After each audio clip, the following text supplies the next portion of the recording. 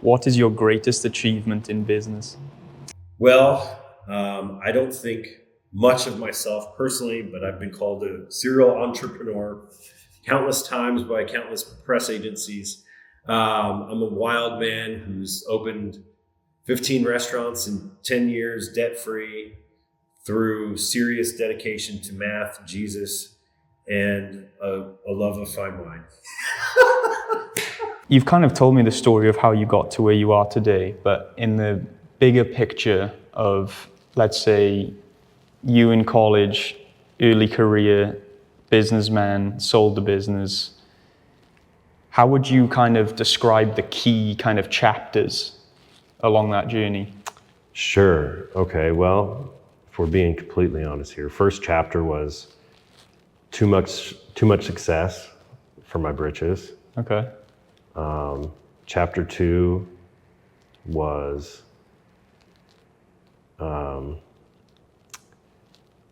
family restaurants. Chapter 3 is now trying to live a quieter life. Which is very difficult. Yeah. Very difficult. Difficult only because you've experienced what life can be like. I just love creating stuff. Right. I love projects. I love being in the middle of building things. I love taking a vision and thinking about every minute detail and executing it and seeing it come together. Yeah. That's what I love. Yeah. And I love seeing people enjoy that vision. And what's crazy about this is I feel what you just described is exactly why I enjoy creating content and building pages on social media. There's a lot of similarities between building businesses and building pages on social media. And it's crazy to see the overlap there. And it doesn't surprise me that entrepreneurial spirit crosses over so much with the world of like video creators and things. Sure. So what is your greatest motivation to be successful in business? Honestly, I'm not trying to be successful in business. I'm trying to create the things that are in my head.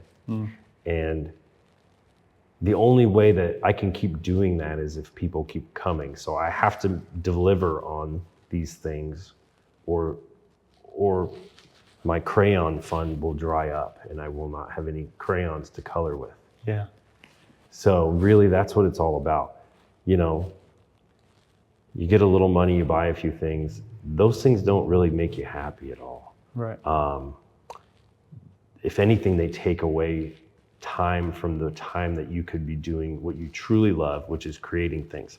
So, you know, a lot of that stuff gets in the way, but the creation's where the fun lies, at least for me. So the real motivation is just that you enjoy creating. It gets you out of bed in the morning. You enjoy the feeling of, right, I've got an idea, let's go make it. That's the most fun thing in the world. That's great, man. It really is. So what values or beliefs do you attribute to these traits that have led to so much success in your life? Values or beliefs? Well, obviously, if I don't have a decent relationship with God, sometimes it's better than others. I would probably totally go off the rails. And, you know, I'm in a business with lots of alcohol and lots of, you know, opportunities. And my values keep me focused on things that will help me be able to create instead of things that will take me away from creating. Could you be specific about how some of the teachings of Jesus or in the Bible or from church, how they've helped you stay on the right track? Well, so with these type of businesses comes a lot of potential reward, a lot of potential downfalls, a lot of stress. It's basically just haywire at all times. So after my first 5 restaurants, I never thought I would get back into the restaurant business. And then I think it was 3 or 4 years out, I started being convicted about, basically there's a parable in the Bible that says, it's the parable of the talents where Jesus gave, a certain amount of something to 3 people. And one person went out and tripled it. The other person went out and got interest, and the other person went out and buried it in a field. And to the person that went out and multiplied it, Jesus gave more. To the person that went out and gave interest, Jesus gave some more. And the person that buried it in the field, it's like the only time where Jesus was saying how wicked this person was. And I was like, wow, that really stuck with me. And it scared me, because here I was burying my talents in a field. And I knew I was doing it, and I felt convicted that if God has put this ability inside of me to create things, then I was doing him a disservice by burying those talents. So that's when I did 7 more. And this is actually a really good topic that I stumble across in my relationships with other people, just in my day-to-day, where people like to pull the humble card, right? And they'll say, yeah, I'm not trying to do too much, or I'm not trying to be too successful. That to me is like the person burying their talents in the ground. Sure. Yeah. Jesus wants you to go out and use the talents you've been blessed with to make good in the community. You've made pizzas, you've brought food to people, you've served people through pursuing your talents, right? Yep. So you multiplied with what you were given. That's virtue. The humble people, what they're trying to say is, I don't need to be this greedy, successful businessman because I'm happy with what I've got. I understand that. But that doesn't mean you shouldn't go out and try your best in the world and do a lot to serve others. 100%. It's all back to that try your best, that we, or at least our parents learned as a kid. Always try your best. And I think, I don't know, it's a different world today. Well, it's like if you're leaving, if you've got gas in the tank and you're leaving it there, it's like... I'm an all or nothing kind of person. Right, so. So you should be, I think. You should go to bed at the end of a day knowing you gave your everything to whatever it is you've been called to do in life. Yep. And unfortunately, this generation is taking a back seat and saying, you know what, I don't need to try that hard and I'll be fine. Someone will take care of me. Someone will make sure I'm good. And I just don't think that's a virtuous way of living. And that's outside of business even. Sure. Just in all aspects of life. No, there's nothing better for a community than everyone trying their best, if possible. You know what I mean? But there's grace for those who can't. All right. So what skills or abilities do you attribute to your success within the world of business? I don't know. My skills and abilities, let's see. Well, I remember as a child, probably 5 years old, and we'd play Monopoly, and I would try to get every single property on the board. And I don't know if it was because I was watching too much Family Ties with Michael P. Keaton, or what it was, but man, I was always ready to go and wanted to take over the world.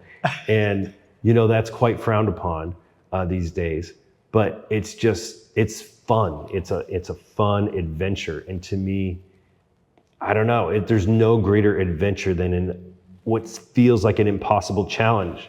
That's like the most fun you could ever have. Yeah. It's like these people that sell their company for $50 billion and just go chill on the yacht. I guarantee you, if they are a true entrepreneur, they are so bored on the yacht, my friend, because everything beautiful, everything passionate, everything amazing is going to be had in that trajectory line, in that building of the business. And I don't know. The joy's in the pursuit. The joy is 100% in the pursuit. And Yeah. that's, unfortunately, sometimes that's also where all the hardest moments are as well. Absolutely, man. You know. But that's fulfillment in a nutshell. It's 100%. It's every day you have a new high, a new low, but you Sure. ride it and you get through it. Absolutely. And you know, people that really love doing it to do it will always do it. I mean, Charlie Munger, Warren Buffett. I mean, my gosh, man. It's why they live. It's their purpose. It's their calling. And there's not a lot of that, and it's cool to see. Yeah. No, I'm with you. Like I hate the idea of retiring. Sitting on a beach, wasting away, like that doesn't make sense to me. It's torture. It really is. Yeah, I'm with you, man. It's I feel like maybe that's just the entrepreneurial spirit that exists within us. It drives us to want to constantly be on the move. Yeah. I know that's not true for everyone. No. But we need everyone, and we need everybody's Right. perspective to have a functional society. But Absolutely. there's a few of us that are absolutely insane, and yes, want to keep just driving and driving and driving because it's fun. What are the pros and cons of being an entrepreneur rather than a regular employee? I mean, I don't know if I could ever go back. I don't know if I could do it. Why is being an employee so difficult for you? Well, at first, it's like school felt. School for me felt like a complete prison sentence. Yeah. It was awful. It was shackling. It was someone holding their hand on your head so you couldn't grow. And that's exactly what the corporate world is, in my opinion.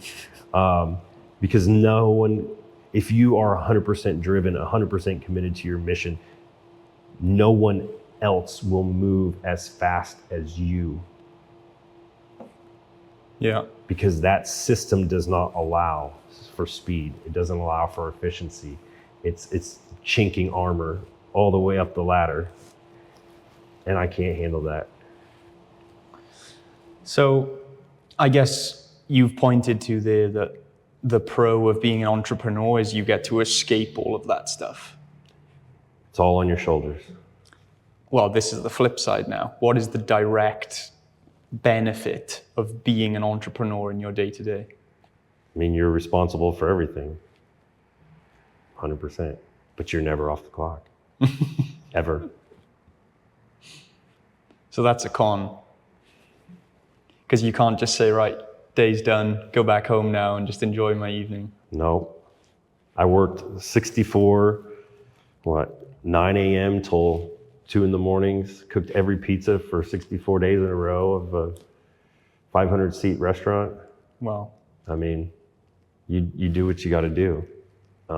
People quit, people call in. It's your responsibility to take every shift. And that's not really in style these days either. So, what's the most difficult part about starting a business and how do you overcome it? starting a business is extremely easy in America. Yeah? Absolutely, 100%. Okay. You could start a business every week if you wanted. And really, you don't need much capital. You can, especially today. There is no reason that anyone who wants to start a business today cannot start a business today. Now, whether it's going to be in their field or not, or whether they're going to have the kind of equipment that they think they should have, that's two different stories. I started several businesses on used equipment, went and found deals on Marketplace all the time. I mean, why would you spend 10, 20x something when you can get a sink and then just clean it with some steel wool for a few hours? And the sink is just as good as the 20 times more expensive sink. So your argument is that starting a business is easy, and that's due to the accessibility of... We have the internet, we have, I mean, not even to mention AI. We have everything in our fingertips. You can file an LLC online, I'm sure. You know, all these things, they're very easy to do. We are so lucky in this country to have the ability and the access to generate capital, to be our own boss, to create, to color with the crayons. That's good. Not a lot, I mean, it's not like that everywhere. Yeah. What is the biggest mistake you've made in business? Hiring the wrong people. Yeah, people can really screw you. Really. So what did that teach you specifically? You're never hands off. You have to watch every detail. People I thought were my brothers, you know, lie and lie and lie. Oh, I paid this, I paid this, I paid this, you know, and then you find out they hadn't done any of that. So choose who you want to spend your time with wisely. Never, at least in my eyes, I haven't found someone I can delegate 100%. complete trust to. Right, right. At least always be in there checking on things. And, you know, looking over everything and making sure a lot of things are just innocent mistakes. Obviously not everybody's out to screw you, but. So you've said the biggest mistake was hiring the wrong people. What kind of losses? Upper management, stuff like that, you know. What kind of business losses did that amount to, do you think? Oh, I don't know. Hard to tell. You talked about, this can be off camera right now, but you talked about the farming equipment before. Yeah. Did you want to talk about that? I mean, I can. Yeah. So if I ask that again, what's the biggest mistake you made in business? Okay. Yeah. Yeah. Okay. All right, let's go again. What's the biggest mistake you've made in business? I didn't stay in my lane. So after I sold the first 5 restaurants, which were pretty successful, I thought, yeah, I can do this for any business, right? I'll just start, you know, this business, I was working, you know, hundreds of hours and it wasn't good for my family. So let me start these businesses over here and businesses that will help my family. So, you know, next thing you know, I got $250,000 worth of farm equipment sitting around and 110 pigs and 50 cows and not a clue what I'm doing. And it all worked out. But, you know, that could be a rude awakening. I think really, I don't know, for some reason, at least for me, I always know when God is blessing something and God is behind something because it is effortless. I mean, it's hard work, but it's the blessing side of it is effortless. It just somehow works. And you can't explain exactly how you're succeeding, but it's just everything's coming together at that last minute when it has to. But you just didn't experience that when you left your lane of expertise. No. You say it's all right now, but you invested $250,000 into farming equipment. You're not farming today. So did you have to sacrifice a big portion of that? Oh, it's still in the field somewhere. Yeah. I was able to use the skid steer as a forklift to load many ovens and big equipment. So that's good. Yeah. Okay, but an overall loss. Yeah. Oh, yeah. Yeah. Okay. And I guess the lesson from that is to stay in your lane. Stay in your lane. Yeah. And that's part of being too big for your britches because you think, I don't know, I didn't have a true restaurant expertise, but I was always in the kitchen my whole life. I'd crash people's high school parties and first thing I'd do is go to the fridge and start making omelets and charging people, you know? So it was just always there and something I enjoyed doing. And I don't know why it worked for that and didn't work for the other things. I really don't. I wish it could work for everything, but in my experience, no. Well, it's great that you understood what your talent was at such an early age, man, because that's usually takes people a while, right, to find their thing. I don't know if it was an early age, but yes, sure. Yes, I could cook, yes. I didn't do anything with it for like 20 years. So. What are 3 actionable steps that someone working a regular job could take to build their first business? Plan every detail in your head.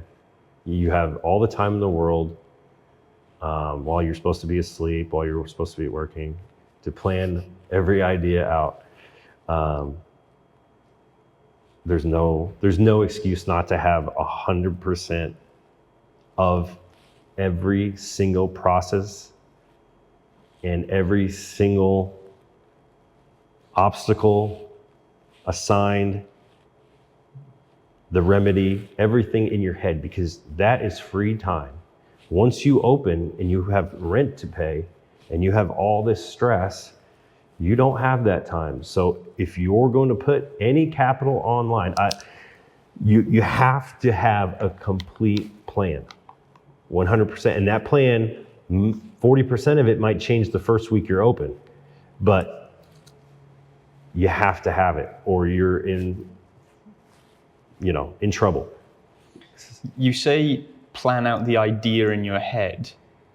I personally would not be able to keep something in my mind unless I get it onto paper. Sure, yeah. And everybody's different. So whether it's writing it down, my father had to write everything down. And I have to just close my eyes and do it in my head. I can't. So you'll just remember your extensive plan for something all in your mind with no external source. That's pretty wild, man. Is that photographic memory or something? I don't know what it is. Like I can close my eyes and visualize this room and exactly what tile I want and how I would start the row of tile or how I would, we designed like complex counters and welded them all up. And so when you think about this, hardest thing for me is to take what's here and give it to somebody or draw it out because I don't know how to get it out. So that's why I started learning to build stuff with steel and because I don't have that creative artistry. The one downside I'd say here to the idea of planning it all out before you execute anything is, like you said, 40% of the plan might change because some variable you didn't account for happens, 100%. right? When you think about this restaurant we're in right now, how much of this changed compared to the initial idea you had in your head? Not much of this one, fortunately. So pretty much. This was my highest planning. Mm-hmm. Actually from this, it's a long story, but. We got plenty of time, my friend. This was going to be 3 different concepts until I landed on this. So you planned out 3 different ideas for what this restaurant could have been. I didn't even want to buy this building. Really? It was going to go to a car detailer. The 1880s firehouse. I had to come up with a way to save it and have the community be able to enjoy it. So it went through a few different. What were the other concepts? Well, back to the other question of mistakes in business. But other people, I had plans with others and they didn't come through on one. Yeah. I was going to do the New York style pizza over here at one point. And then I just decided I wanted this. Yeah. This is the most me restaurant. Yeah. Because this is really who I am. Yeah. All right, so we've established step 1 there. Plan out the idea Step thoroughly. 2, math. Okay. Math is the most important thing in your life as a business owner. Okay. 100%. Everything can be solved with math. Everything can be foreseen with math. So really, the funny thing is, before I started any businesses, I think I got into watching Shark Tank a little bit, and it was funny because it was speaking to me. It was all these people, I was managing a wellness department at a hospital with a master's in exercise physiology. And I was starting to get into this Shark Tank. I'm like, man, this is right up my alley. Like businesses, it was exciting to me. And I know it sounds funny, but I remember Kevin O'Leary, he'd say your money's your little soldiers. and you want to send them out so they go capture more soldiers and bring them back to you, you know? And I was like, capital coming back to God, I mean, you have to be responsible with the capital, because the math and the capital is the most important thing, because without sales, without funding, you're not going to make it, and your little soldiers are going to not come back. There's a reason that the rich get richer, right? I guess. It's because they got more soldiers deployed. I suppose so. Yes. Right? Yes.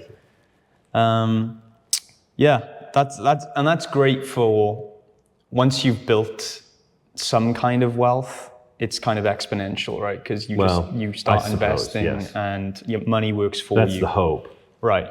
But for those who don't have capital to start, you still have. You are the soldier then, though, right? No, how are you going to do it without any capital? How are you With no capital, all you can rely on is your work ethic. Well, right? 100%, yes. So I guess what I'm arguing here is, starting off like people my age in the world of business, you got to work hard. There is nothing else you can do. I'm sorry, I thought that was going without saying. Right, of course you did. I mean, if you want to be on your own and a business owner, if you don't want to work 24 hours a day and bleed for it, you don't want it. Right. Don't do it. Right. Don't do it. Right. Because it will end in failure. If you're not 100% in, you will fail most of the time. Or it'll be torture for you. You won't even like doing it. Yeah. It's just another job. Yeah. Just because you're not clocking in at the fast food restaurant, it sucks still. It's still gonna suck. If you don't love to do it, don't do it. If you love to do it, it's not even really work. Right.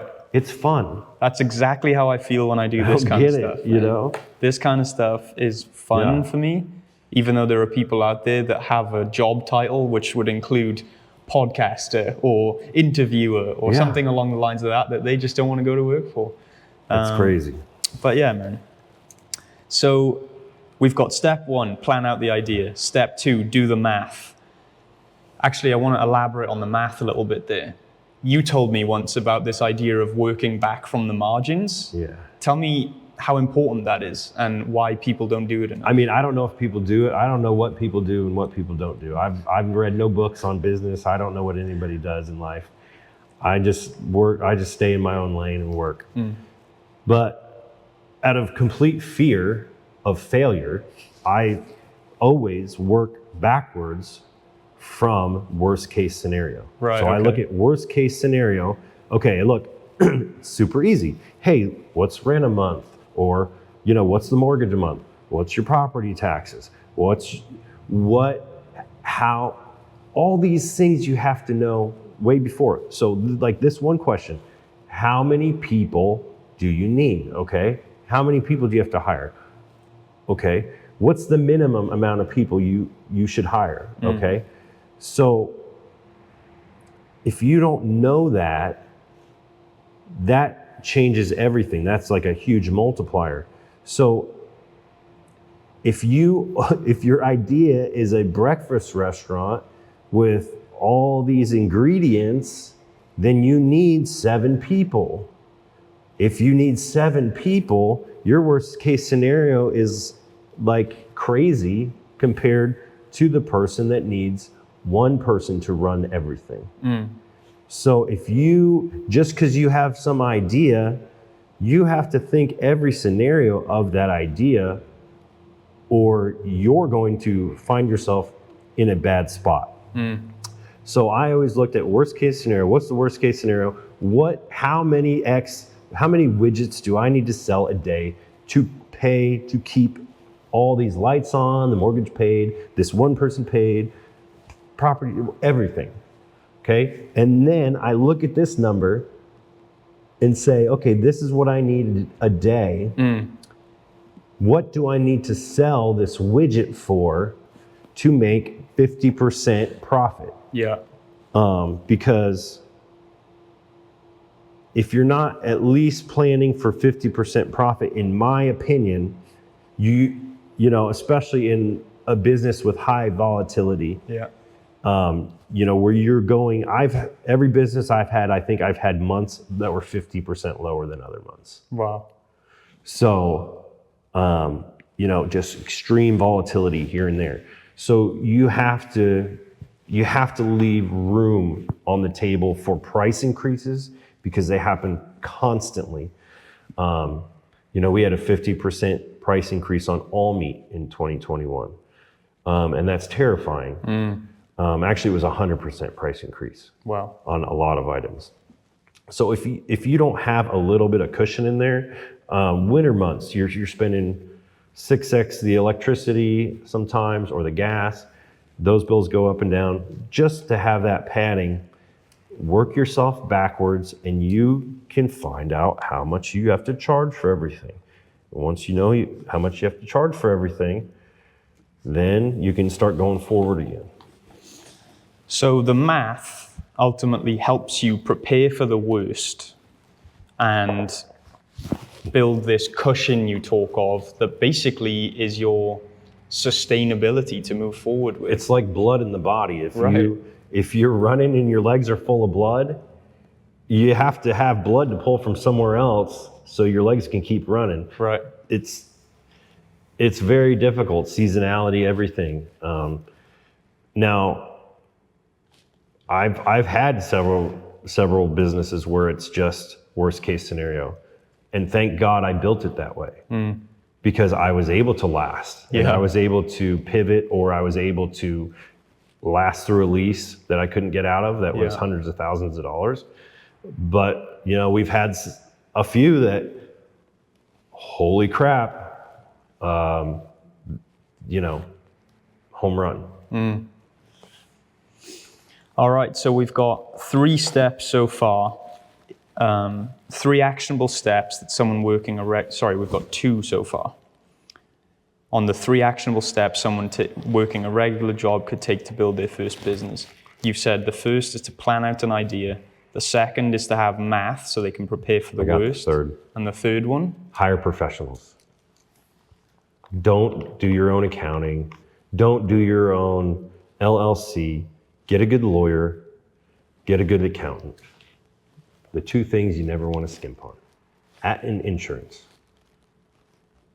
Worth their weight in gold. So those were 3 particular people you said you would hire? Accountants? No, you don't hire them. Okay. So you hire, well, you know, they don't work for you. They're a law firm. You hire out their services? Correct. So you're saying a lawyer? Yep, you always want to have a good lawyer. An accountant? And an insurance guy? Okay. What does that even look like? Well, I recognize lawyer and accountant, but what would a... So, you know, you want somebody who's professional, who's had experience on businesses, okay? You want them to do your paperwork, in my opinion, on getting you started in your business. You know, some people start in their own name. That's, in my opinion, a lot of liability. Your accountant, you want somebody that's, you know, you want to hire somebody to do your books. I don't want to do my own books. That's not my passion, for one. For 2, that's not my expertise.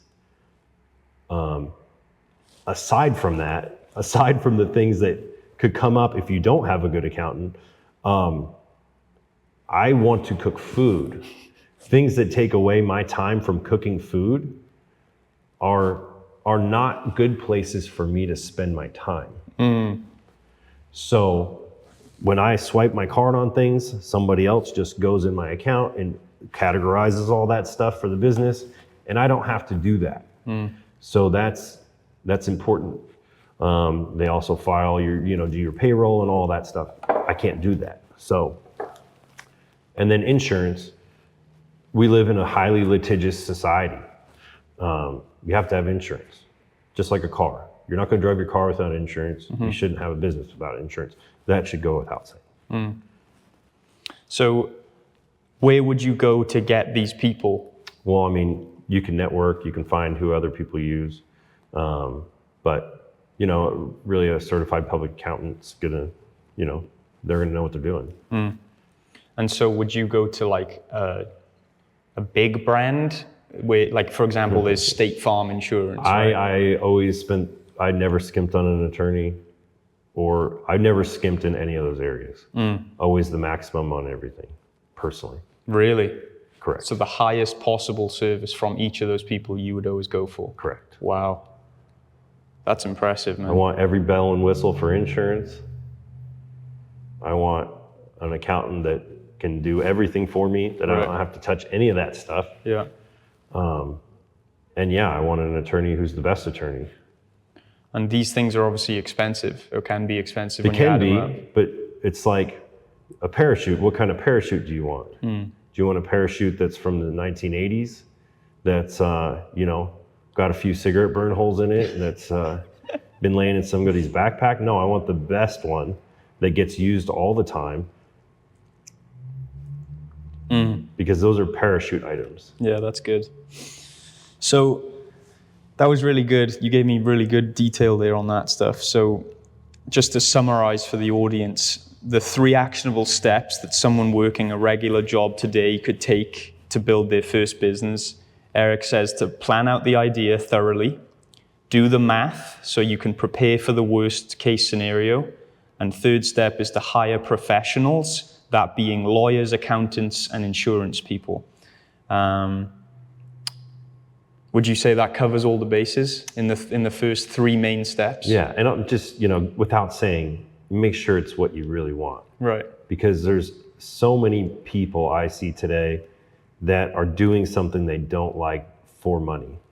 I know you don't like normal jobs, but if you had to work a normal job, which one would you pick to best prepare yourself to be a successful entrepreneur? Listen, everybody's going to give you the same answer. Sales? 100%.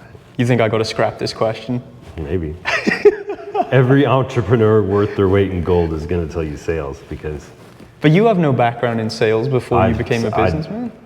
I was #1 car salesman at the car lot at 18 years old. Seriously? Worked 80 hours a week at the car lot. My boss threw me down the yellow page or the phone book and said, "Start at A, son." In the winter, 82 hours a week, I'm flipping through that thing, calling all day.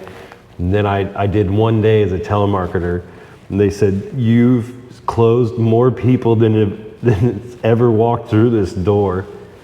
And it's probably from being on the phone, but I've always liked to talk to people. My father, probably shouldn't tell this story, but my father, my dad was a unique individual, a person that would walk in the room and the room would stop. He was just had this aura about him.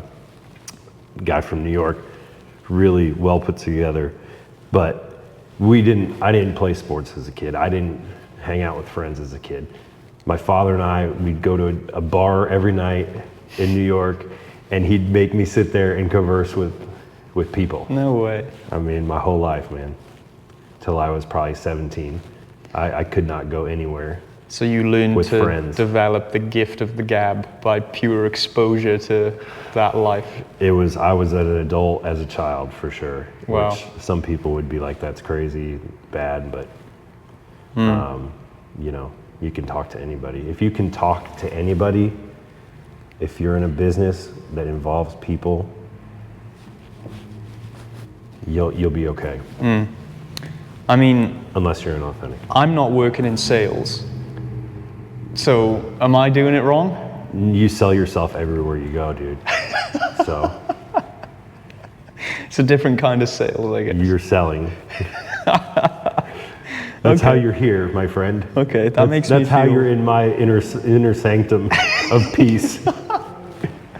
All right, that's fair enough. Because you're good at it. Yeah. For a moment there, I thought I was doing something wrong, and I thought maybe I have to pack my bags and get a sales job somewhere. No.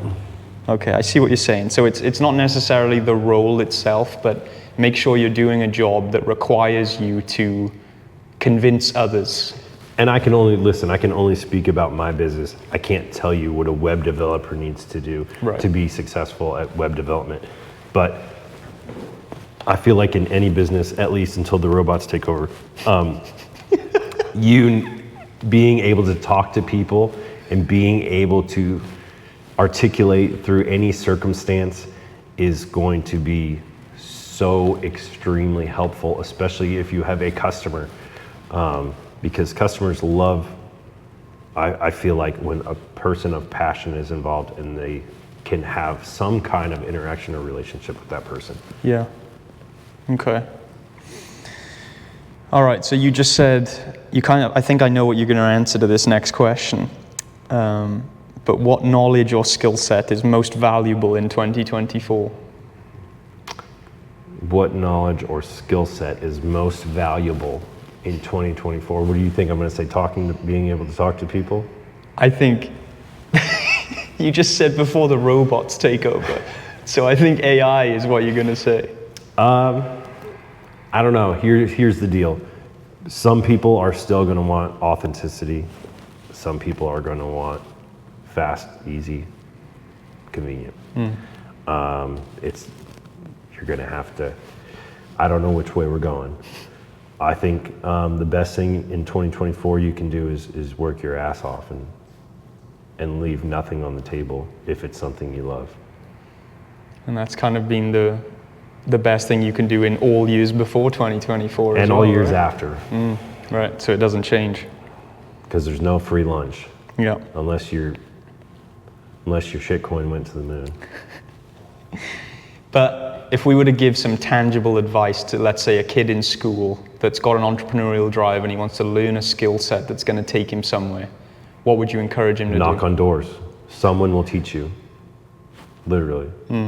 If you want to be a very high-end machinist, just literally knock on a door of a high-end machinist anywhere in America and say, I would like to learn, I will work for free. And if he says no, come back the next day and say it again. Yeah. Come back every day until he says, fine, this is how things got done 50 years ago. Yeah. This is how people became masters of their trade. So there's a lot of free knowledge out there. People just aren't willing to go in the trenches to get it. You're on a scavenger hunt in this life. Find the things that you need to succeed. They're out there. Most of them are free. It just depends on how hard you want to work and how humble you want to be about it. Because if you have your pride involved, you're not going to do what it takes to get it done. I'll get on my knees any day, anytime, and scrub this floor on my hands and knees and not think twice about it, because this is my baby. So what you kind of pointed to there was not necessarily a skill set or a lesson or any particular area that someone should focus on, but rather find a person that you want to be like and ask that person if you can learn from them ultimately. Absolutely. I mean, if it's a trade or it's something of unique skill that needs to be mastered that you can't teach yourself. Listen, this is funny. Before I had my first pizza oven, it was a pizza oven from Naples, Italy. No one was making this style pizza. I wasn't gonna go try to learn from somebody. I would get on YouTube 15 years ago, and all these videos were in Italian, and I would sit there and translate them out. And I remember I'd sit in my living room and I would practice turning these pizzas with the tools and visualize, literally all the time. And without having the actual tools? Without having anything, yes. So you were practicing without the equipment? Yeah. So my wife's like, what are you doing? I'm like, cooking pizzas, baby. I'm cooking pizzas. Literally. And guess what? I cooked maybe 3 pizzas before I opened a restaurant in this oven. It cooked at 37 seconds each pizza. Wow. At 1,000 degrees. Wow. You have to turn each pizza 4 times in that 37 seconds. You have 4 to 5 in the oven at all times. So you are constantly. Yeah. It's extremely challenging. Very technical and fast. It takes almost all your mental acuity, which wow. I really enjoyed. But yeah, visualize and execute. So you didn't actually go to a person then. You went to YouTube to learn from people I mean, listen, online. you know, think what you want about Elon, but he's, you know, YouTube's free. Right. Why would you send your kids to college? Fair enough. I mean, If you can get the lessons needed to be a successful entrepreneur. If it's something that you work with your hands on, you can probably learn it on YouTube. For free. For free. For free. It's hard to argue with that. And then right? you can pour your life into it and be the master of it. Yeah. No, that's good. And I guess what's nice about this, how we've answered this, is that it doesn't limit someone to one area. It basically is a formula where find someone you want to be like, go on YouTube and find ways you can be like them, and apply yourself. This learn. is how I built every business. Right. I would just research for months. Sometimes before I started the New York pizza chain, I did a year of study. I did all the planning. I did everything. Made all the recipes. Because I wanted it to be exactly perfect. And thought of every little detail and every hydration level I went through, 62%, 63% of the dough, and tested every single one. You have to get it right the first time, because most people will not give you a second chance. Yeah. Most Especially people in will your not give you a business. second chance. Right. If you give them a bad experience on the first go around, you won't get a second. Right. No, I can see how planning obviously was a huge part, especially in your line of work. But for me, that was fun. Yeah. That's the rabbit hole. Yeah. Some people love going down the rabbit hole, and I'm one of those people. No, that's great. Last question. What's something you wish you started doing sooner? Nothing.